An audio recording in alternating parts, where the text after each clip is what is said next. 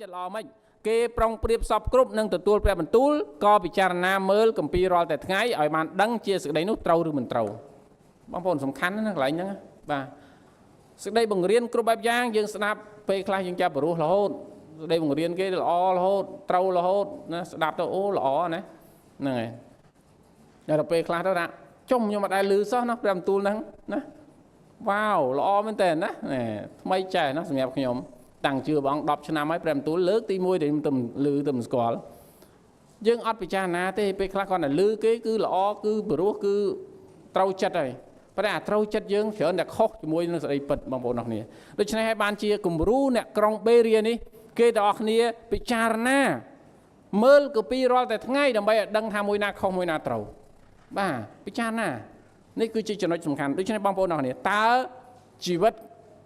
ឬក៏តំណែងជាមួយព្រះអង្គយ៉ាងដូចម្ដេចសម្រាប់បងប្អូនអរគ្នារាល់ថ្ងៃនេះ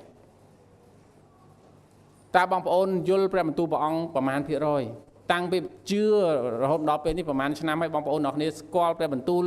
ប៉ុណ្ណាហើយណាវាស់វែងខ្លួនឯងបងប្អូនអរគ្នាវាស់វែងខ្លួនឯងដូច្នេះសូមចងចាំ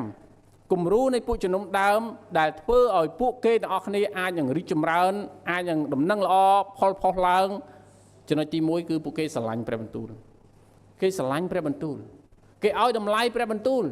គេចំណាយពេលជាមួយនឹងព្រះបន្ទូល